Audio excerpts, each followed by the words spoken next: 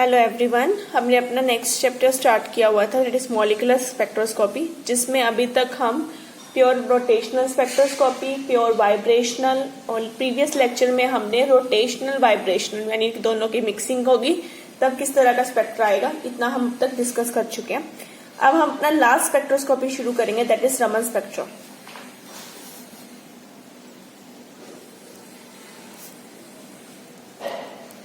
Raman spectra हमारे chapter का last topic है, यानी लास्ट टाइप ऑफ स्पेक्ट्रोस्कोपी जिसे हमें अपने में पढ़ना है। ठीक है, रमन स्पेक्ट्रा डिफरेंट है as compare to rotational and vibrational.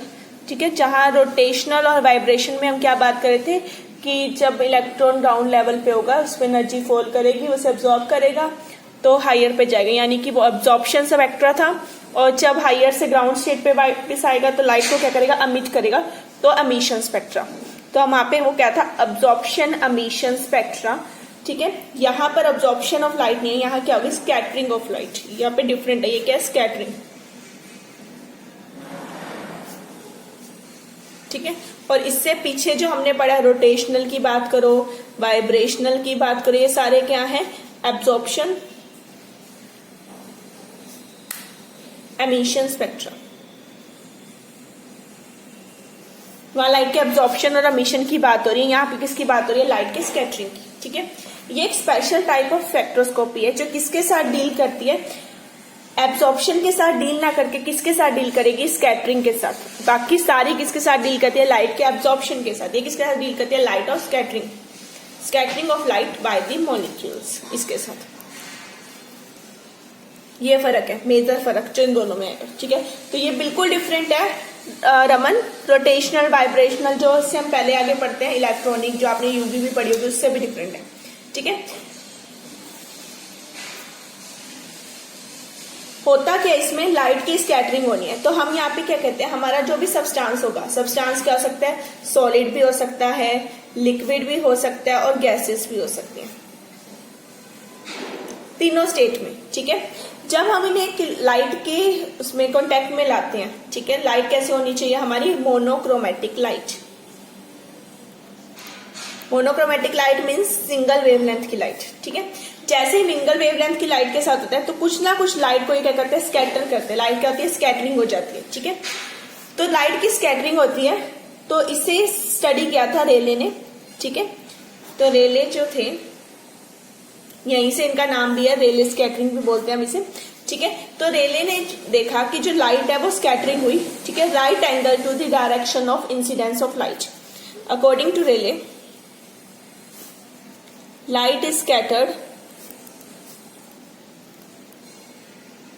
right angle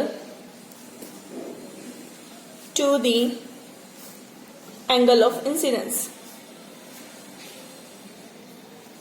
जिस एंगल पे आप इसे डाल रहे हो ना,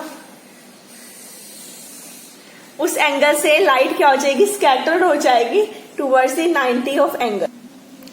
तो लाइट क्या होगी, 90 के एंगल पे क्या होगा, स्कैटर्ड हुई। ठीक है, और सेम फ्रीक्वेंसी की, जैसे इंसिडेंट लाइट डाली ना, उसी की फ्रीक्वेंसी की हमें लाइट मिली।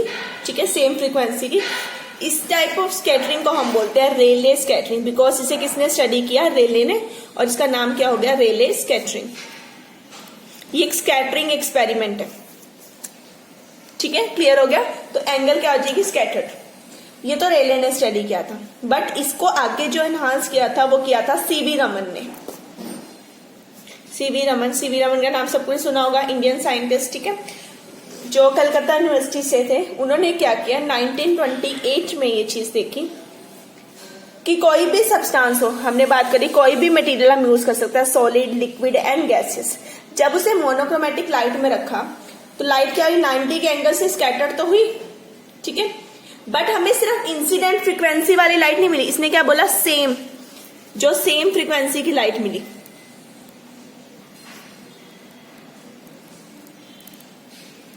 रेले ने बोला था कि जो लाइट आ रही है ना स्कैटर्ड होके, वो सेम फ्रीक्वेंसी की होगी जैसी इंसिडेंस है। बट सीवी रमन ने ऑब्जर्व किया कि सेम के साथ साथ हमें सेम वाली तो मिली, एक लोअर वाली भी मिली और हायर वाली भी मिली।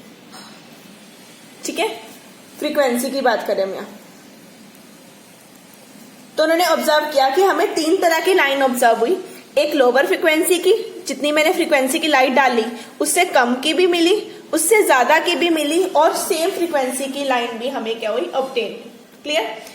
अब जो लोअर फ्रीक्वेंसी की लाइन थी उसे उन्होंने नाम दिया स्टोक। ये क्या थी हमारी, स्टोक्स लाइन। ठीक है, एक होगी सेम फ्रीक्वेंसी की और एक क्या है, हायर फ्रीक्वेंसी की। अब लो वाली क्या है, स्टोक, हाई वाली क्या है, एंटी स्टोक। इसका उल्टा हो गया ना। ठीक है, और सेम वाली तो इसने भी ऑब्जर्व की थी ना, किसने ऑब्जर्व की थी, रेले ने, और रेले ने ही इसी चीज को हमें सबसे पहले दिया था। तो जो बीच वाली लाइन है वो कौन सी है, हमारी रेले। क्लियर। रेले ने वो चीज बताई, उसका नाम रेले ने ही दिया, सब कुछ रेले ने स्टार्ट किया, बट उसने सिर्फ ये बता दिया कि ये सेम फ्रीक्वेंसी की है, हायर लोअर की बात नहीं की। तो जो सेम वाली है उसका नाम रेले ही है। हायर और लोअर की बात किसने की, रमन ने, सीवी रमन ने। तो इसका उन्होंने नाम दिया Stoke line and anti stock line. Clear. तो अब जैसे हम इसे कैसे बना सकते हैं, यहाँ पे दो लेवल्स बना दी जो हमारे पास आ गई। ठीक है, अब लाइंस कैसे आएंगे हमारे पास, एक आ गई रेले लाइन, एक आएगी हायर वाली लाइन कुछ इस तरह से, और कुछ हमारे पास लोअर वाली लाइन है। ठीक है, अब हम यहाँ किसकी बात कर रहे हैं, फ्रीक्वेंसी की। ठीक है, एक है फ्रीक्वेंसी इंसिडेंट लाइट की, ठीक है, और एक फ्रीक्वेंसी किसकी है, स्कैटर्ड लाइट की। क्लियर, यही चीज हमने बात की। ये क्या है, frequency of incident light, and ये क्या है हमारे पास, फ्रीक्वेंसी ऑफ स्कैटर्ड लाइट। ये रेले लाइन है, तो इसके लिए frequency of incident and frequency of scattered क्या होगी, बराबर। तो ये क्या है, रेले। एक हमने कहा हायर वाली, हायर मतलब स्कैटर्ड की फ्रीक्वेंसी क्या होगी, ज्यादा, किससे, इंसिडेंट से। तो ये कौन सी है, एंटी स्टोक लाइन। ये कहा हमने, ये कौन सी है, लोअर फ्रीक्वेंसी वाली, मीन जो स्कैटर्ड लाइट आ रही है इसकी फ्रीक्वेंसी कम होगी, किससे, इंसिडेंट लाइट से। तो ये वाली हमारी कौन सी है, स्टोक। क्लियर। तो ये है हमारा स्कैटरिंग एक्सपेरिमेंट जिसमें हमें 3 तरह की लाइट मिली, और डिफरेंस ऑफ फ्रीक्वेंसी किसके बराबर हो जाएगा, nu is equal to this minus this, incidence minus scatter. ठीक है, इसे हम बोलते हैं, क्योंकि इसे रमन ने दिया था, ये है हमारी रमन शिफ्ट और फ्रीक्वेंसी, और रमन फ्रीक्वेंसी। क्लियर। तो ये आ गया हमारे पास Raman shift and Raman frequency. Clear. तो ये हमारा बेस था कि क्या है हमारे पास, रमन स्पेक्ट्रा क्या है, और यहां पर जो लाइंस हमें ऑब्टेन होंगी उसे हम बोलेंगे रमन स्पेक्ट्रा, यानी रमन स्पेक्ट्रम। ये हमारा रमन स्पेक्ट्रम है। रमन डिफरेंट है, रमन स्पेक्ट्रा, बिकॉज ये एक स्कैटरिंग एक्सपेरिमेंट है। इससे पहले जितने की हमने बात की वो लाइट के अब्जॉर्प्शन एंड एमिशन पे डिपेंड करता है, यहाँ लाइट की स्कैटरिंग की बात हो रही है। सबसे पहले इस स्कैटरिंग की बात किसने की, रेले ने। रेले ने देखा कि जब लाइट, किसी भी इंसिडेंट लाइट किसी भी मॉलिक्यूल पे पड़ रही है, वो किसी भी स्टेट में हो सकता है, आइदर सॉलिड, लिक्विड और गैसेस। लाइट जैसे उसके ऊपर फॉल करेगी तो हमें सेम फ्रीक्वेंसी वाली लाइट मिलेगी। मोनोक्रोमेटिक लाइट जब हम फॉल करेंगे तो सेम फ्रीक्वेंसी की लाइट हमें वापस मिलेगी स्कैटर्ड होके 90 एंगल पे। तो उस लाइन को हम क्या बोलते हैं, रेले स्कैटरिंग। फिर एक इंडियन साइंटिस्ट सीवी रमन ने क्या किया, आगे एनहांस किया, इसी चीज को स्टडी किया। तो उन्होंने देखा कि नहीं, सेम के साथ हमें 2 लाइनें और मिल रही हैं, एक लोअर वाली और एक हायर वाली। तो लोअर वाली को उन्होंने स्टोक लाइन दा, हायर वाली को एंटी स्टोक लाइन का, और सेम क्योंकि इसे रेले ने स्टडी किया तो इसका नाम क्या है, रेले। क्लियर, आ गया हमारे पास। तो अब तीनों के लाइन को हमने ड्रॉ कर दिया, एक में स्कैटर्ड की फ्रीक्वेंसी ज्यादा है एज कम्पेयर टू इंसिडेंस, एक में बराबर है और एक में कम है।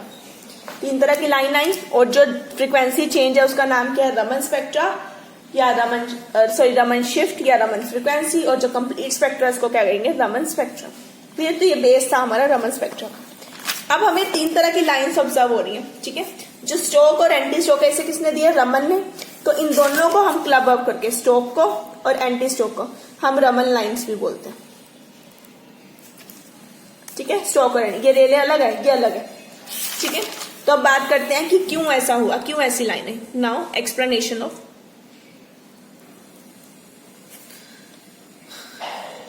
रेले लाइन एंड रमन लाइन्स। हमें इस तरह की लाइंस क्यों ऑब्टेन हुई, अब इसकी बात करते हैं। ओके, देखो अब रेले लाइन यानी कि सेम फ्रीक्वेंसी की स्कैटर्ड लाइट आएगी, और रमन में हायर या लोअर क्या आएगी। ठीक है। अब इसमें हो क्या रहा है, हमने एक लाइट डाली है किसी मॉलिक्यूल के ऊपर, ठीक है। अब लाइट कैसे होते हैं, हम लाइट को हमेशा इन द पैकेट्स डालते हैं, पैकेट्स यानी कि फोटोन। तो हम कुछ एनर्जी का फोटोन क्या होगा किसी मॉलिक्यूल के ऊपर स्ट्राइक कराएंगे। अब स्ट्राइक करने के बाद क्या होगा, कुछ ना कुछ उसमें कोलिजन होगा। तो जो हमारे पास कोलिजन होते हैं वो दो टाइप्स होते हैं, आइदर इलास्टिक और इनइलास्टिक। दो तरह का कोलिजन आएगा हमारे पास, आइदर इलास्टिक कोलिजन और इनइलास्टिक कोलिजन, ठीक है। अब ये इलास्टिक और इनइलास्टिक का क्या मतलब है, जो इलास्टिक कोलिजन है इसका मतलब है कि हमें जो कोलाइडिंग पार्टिकल होगा ना वो सेम एनर्जी का मिलेगा, ठीक है, return to the same energy. अगर इलास्टिक है तो हमें जो इंसिडेंट है उतना ही हमें लास्ट में स्कैटर्ड मिलेगा, जैसे हमारी रेले लाइन होती है। और इनइलास्टिक में क्या आता है, कुछ उससे ज्यादा या कम मिलेगा, लो और हाई एनर्जी, ठीक है। इस केस में हमें इंसिडेंट के जैसा ही सेम मिले तो इलास्टिक कोलिजन है, सेम एनर्जी, एनर्जी में कोई चेंज ना है। इसमें एनर्जी थोड़ी ज्यादा या कम हो जाए तो वो हमारा क्या है, इनइलास्टिक कोलिजन, ठीक है। अब रेले की बात करो तो रेले लाइन कौन सी होगी, हमारी इलास्टिक कोलिजन। इलास्टिक कोलिजन से हमारी कौन सी आई line, Rayleigh.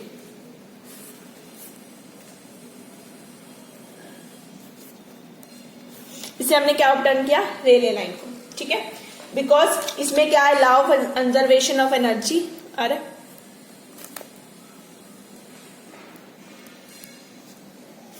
Is equal to h nu, हम फ्रीक्वेंसी की बात कर रहे हैं, frequency is directly related to energy. तो लॉ ऑफ कंजर्वेशन ऑफ क्या हो गया, एनर्जी हो गया। एनर्जी रिमेन फिक्स रही ना, क्योंकि फ्रीक्वेंसी सेम रही। जो इंसिडेंट की फ्रीक्वेंसी है वही किसकी फ्रीक्वेंसी है, स्कैटर्ड की।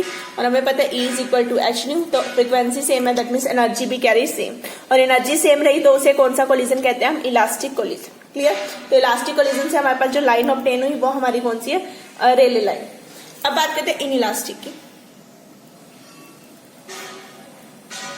जो इनइलास्टिक वाला कोलिजन है हमारा, इस केस में क्या होगा, जो एनर्जी है, ठीक है, इंसिडेंट फोटोन की, हम इंसिडेंट फोटोन डाल रहे हैं किसी ना किसी एनर्जी का।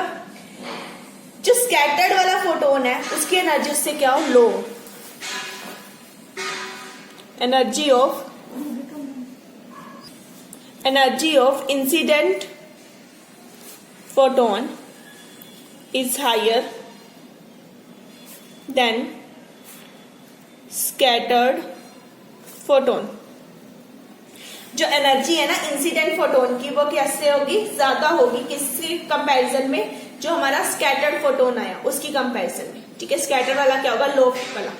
तो यानी कि हम यहाँ पे डायरेक्टली क्या बात करें कि इंसिडेंट की जो फ्रीक्वेंसी है वो ज्यादा है किससे, स्कैटर्ड से। तो यहाँ पे कौन सी लाइन ऑब्टेन होगी, हमारे पास स्टोक लाइन,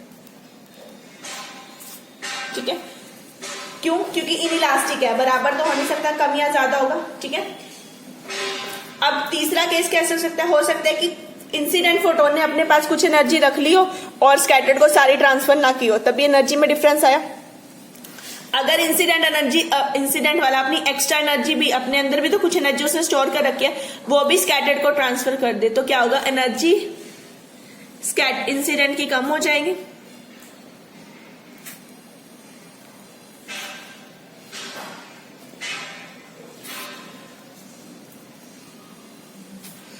और स्कैटर्ड की क्या आ जाएगी, ज्यादा। यानी हम डायरेक्टली कह रहे हैं स्कैटर्ड की फ्रीक्वेंसी क्या ज्यादा इंसिडेंट से, तो ये लाइन कौन सी होगी, एंटी स्टोक लाइन। क्लियर।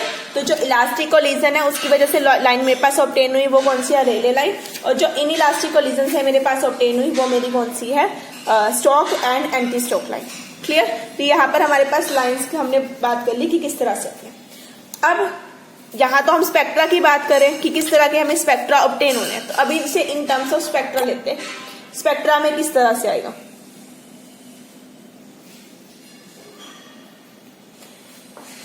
अब देखो फोटोन है, लाइट जो हमने इंसिडेंट लाइट डाली इसमें जो फोटोन है वो मॉलिक्यूल के साथ स्ट्राइक करेंगे, ठीक है।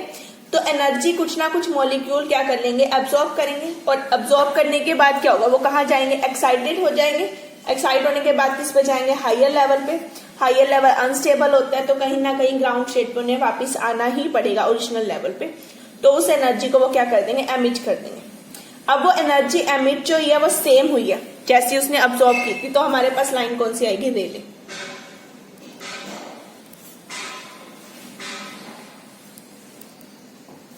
रेले लाइन का मतलब जितनी एनर्जी अब्सॉर्ब की सेम होगी एनर्जी अब्सॉर्ब, ठीक है।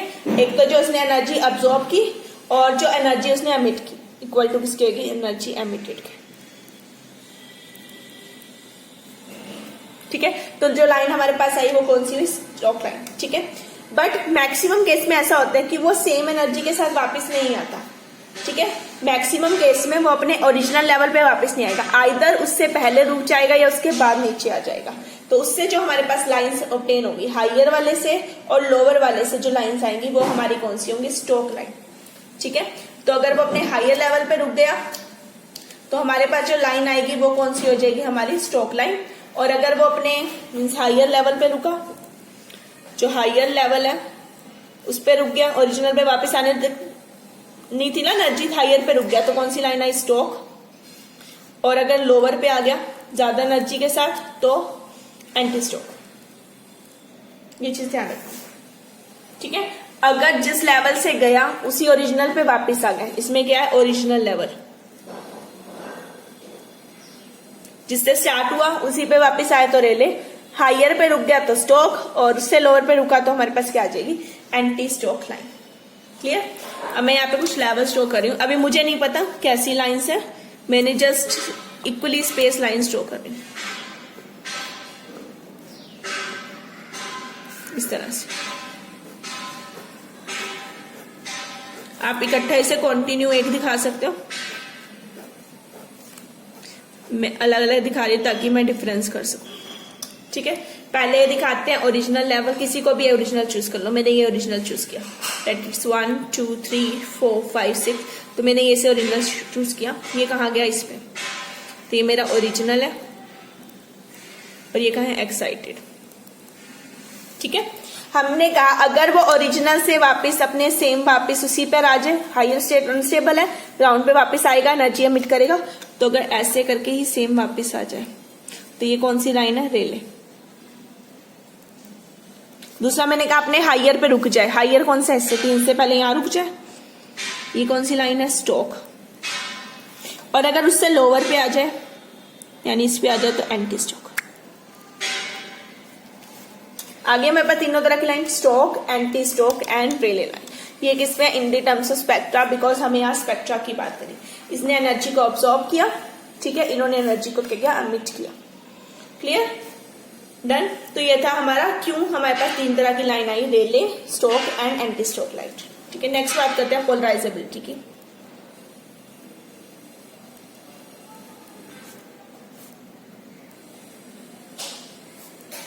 And Raman spectra. पोलराइजेबिलिटी क्या है मॉलिक्यूल की और रमन स्पेक्ट्रा से कैसे रिलेटेड है। Next topic is polarisability of molecule and Raman spectra. अब पोलराइजेबिलिटी ऑफ मॉलिक्यूल की बात करें, मींस पोलराइजेशन को हम टर्म्स क्या ले रहे हैं, स्कैटरिंग के, ठीक है। अब इसे कैसे लेना, in terms of dipole moment. Dipole moment हमने पहले भी बात किया, dipole moment mu is equal to alpha E, ठीक है। अल्फा जो है वो हमारी क्या है, सब्सटेंस के ऊपर डिपेंड करेगा, मींस पोलराइजेबिलिटी ऑफ मॉलिक्यूल। ये हमने अपने सेकंड चैप्टर में भी बात की थी। और ए क्या है, हमारी electric field strength, strength of electric field. और ये तो हमारा है ही क्या, डाइपोल मोमेंट। तो म्यू है इन दोनों का प्रोडक्ट, अल्फा इंटू ई, मीन्स एक सब्सटेंस की डाइपोल मोमेंट किसके ऊपर डिपेंड करती है, डाइपोल मोमेंट डिपेंड करती है कि कितनी मैंने उसकी अंदर फील्ड लगाई है, उस पर कितनी इलेक्ट्रिक फील्ड लगाई है, कितनी स्ट्रॉन्ग फील्ड है, और कितना वो मॉलिक्यूल खुद पोलराइज होना चाहते हैं। ऐसा नहीं कि आपने उसे फील्ड में रख दिया, उसकी पोलराइजेबिलिटी नील है, वो होना ही नहीं चाहता तो वैल्यू नहीं आएगी। अगर वो खुद पोलराइज होना चाहता है तभी उसकी कुछ ना कुछ क्या होगी, वैल्यू ऑब्टेन होगी। That alpha is polarisability of molecule, जिसे हमने एक्सप्लेन किया था, मीन्स डिटेल में स्टडी किया था जब हमने अपने सेकंड चैप्टर में मॉलिक्यूलर प्रॉपर्टी वाले पार्ट में dipole moment topic cover up किया था, ठीक है।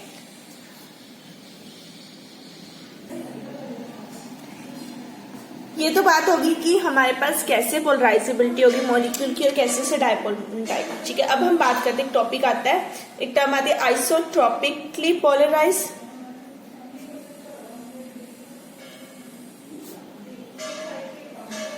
और एक होता है एनआइसोट्रॉपिकली।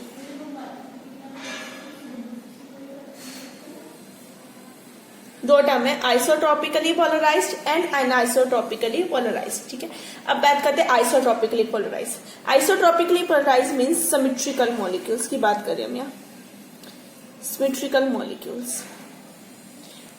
तो जो हमारे सिमेट्रिकल मॉलिक्यूल्स होते हैं उनके इसमें क्या होता है, वो सेम पोलराइजेबिलिटी होती है जैसे इंड्यूस होते हैं, मींस उनकी जो डायरेक्शन होगी ना पोलराइजेबिलिटी की सेम होगी as applied electric field. Direction is same as applied field.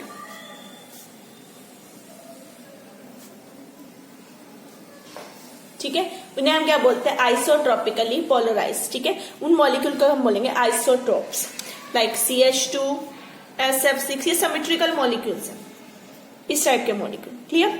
अब कुछ ऐसे मॉलिक्यूल होते हैं जो क्या होते हैं, anisotropically polarize. Anisotropically polarize means non spherical, non symmetrical, symmetrical कह लो या नॉन स्फेरिकल कह लो। ठीक है, इनमें पोलराइजेबिलिटी डिपेंड करती है डायरेक्शन पे। ठीक है, पोलराइजेबिलिटी किस पे डिपेंड करती है, डायरेक्शन पे। किसकी डायरेक्शन पे, जो फील्ड हमने लगाई है उसकी डायरेक्शन पे।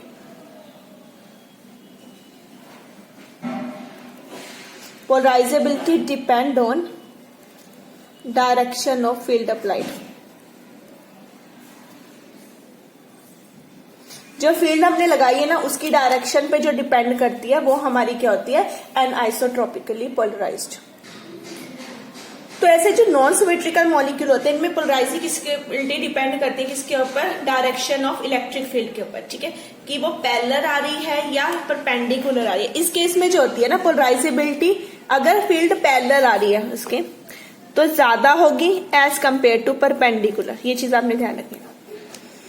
अगर पैरेलल है तो फील्ड की जो स्ट्रेंथ है वो क्या होगी, ज्यादा एज कंपेयर टू परपेंडिकुलर वाले से। एक तरह से H2 मॉलिक्यूल्स हैं। ठीक है, इसका एग्जांपल क्या ले सकते हो आप, H2 ले सकते हो, H2 मॉलिक्यूल। इन ये क्या होते हैं, एनआइसोट्रॉपिक। क्लियर। अब आइसोट्रॉपिक एनआइसोट्रॉपिक समझ आ गई। आइसोट्रॉपिक मींस जो डायरेक्शन पे डिपेंड नहीं करेंगे, पोलराइजेबिलिटी हमेशा सेम रहेगी चाहे फील्ड पैरेलल हो चाहे परपेंडिकुलर हो। और एनआइसोट्रॉपिक में अगर पैरेलल है तो फील्ड की पैरेलल होने की वजह से पोलराइजेबिलिटी ज्यादा होगी, परपेंडिकुलर है तो कम होगी। ठीक है, अब किस टाइप के मॉलिक्यूल रमन स्पेक्ट्रा शो करेंगे, तो पोलराइजेबिलिटी की बात होगी। अब बात करते हैं type of molecule showing rotational Raman. अब किस टाइप के मॉलिक्यूल रोटेशनल रमन स्पेक्ट्रा को शो करेंगे। ठीक है, अब यहां पर जो बात करते हैं जिसका सिलेक्शन रूल है, दो तरह के थे ना, एक ग्रोस एंड स्पेसिफिक। हम बात करें किसकी, ग्रोस सिलेक्शन रूल की। ठीक है, तो ग्रोस सिलेक्शन रूल के अकॉर्डिंग जो मॉलिक्यूल है जो रोटेशनल रमन स्पेक्ट्रा शो करेंगे वो मॉलिक्यूल कौन से होंगे, जो क्या है, एन आइसोट्रॉपिकली पोलराइज्ड।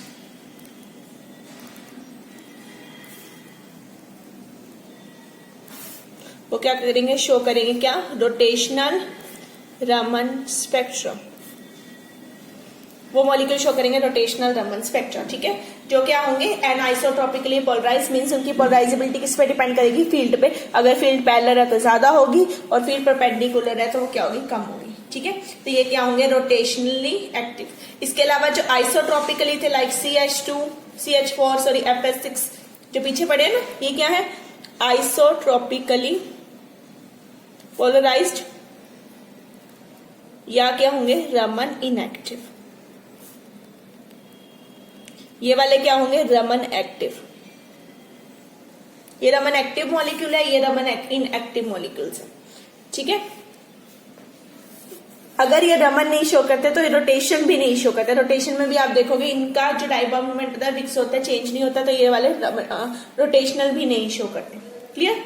ठीक है, तो यहां पर एक मेन जो रीजन आता है कि क्या इंपॉर्टेंस है रोटेशनल रमन स्पेक्ट्रा की ओवर IR यानी वाइब्रेशनल पे। ठीक है, जब हमने वाइब्रेशनल की बात की थी उसमें हमने कहा था उनका कुछ परमानेंट डाइपोल मूवमेंट होना चाहिए। जो वाइब्रेशनल था उसमें कहा था ना हमने कुछ परमानेंट डायपोल मोमेंट होना चाहिए। और यहां पर हमने क्या बात की रोटेशनल रमन में, हमने कहा कि इसमें पोलराइजेबिलिटी चेंज होनी चाहिए।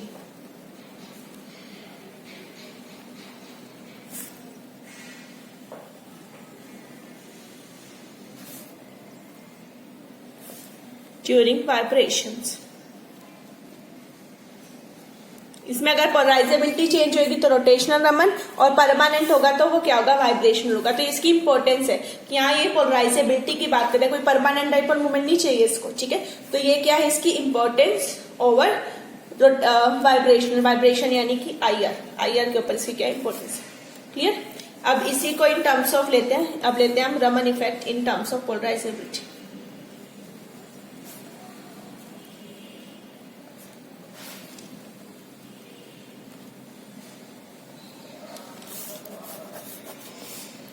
ठीक है। अब पोलराइजेबिलिटी ऑफ मॉलिक्यूल का मैंने क्या लिया अल्फा, वो कांस्टेंट तो नहीं है, वो तो डिपेंड करेगी ना फील्ड कैसी है। तो ये जो अल्फा है ये क्या है, दो चीजों का सम है। अल्फा इस किस किस का सम है, एक तो है इक्विलिब्रियम पोलराइजेबिलिटी,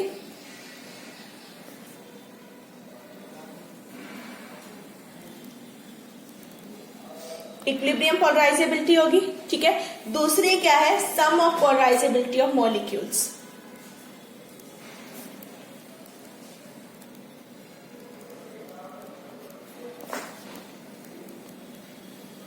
दो चीजें हो गई, एक तो इक्विलिब्रियम पोलराइजेबिलिटी और दूसरे क्या है सम ऑफ पोलराइजेबिलिटी। इक्विलिब्रियम पोलराइजेबिलिटी को मैं इस तरह से लिखूंगी, ठीक है। मींस जब मॉलिक्यूल अपनी इक्विलिब्रियम पोजीशन पे है तब उसकी क्या पोलराइजेबिलिटी है, तब ये टर्म आ गई। और जो उनकी अलग अलग वाइब्रेशन हो रही है, मीन्स रोटेशन हो गई है, वाइब्रेशन हो रही है, उसकी वजह से जो पोलराइजेबिलिटी है वो ये टर्म आ गया, ठीक है। तो मैं कह सकती हूँ जो अल्फा है that is a sum of alpha naught plus, मैंने कहा सम यानी कि समेशन, किसका समेशन, अलग अलग मॉलिक्यूल्स की पोलराइजेबिलिटी का समेशन, आर एन कोस।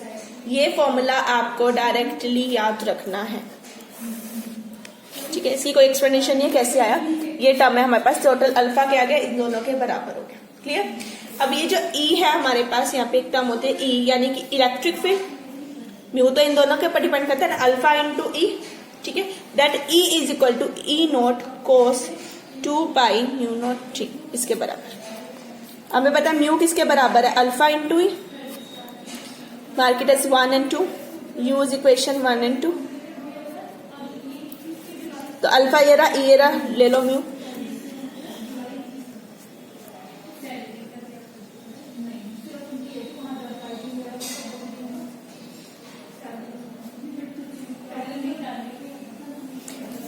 ई क्या आ गया मेरे पास, E note cos of 2 pi mu note t, done. तो मैं दोनों टर्म्स को अलग अलग खोल के लिख सकती हूँ, एक बार इसके साथ मल्टीप्लाई कर दो, एक बार वो इसके साथ मल्टीप्लाई कर दो।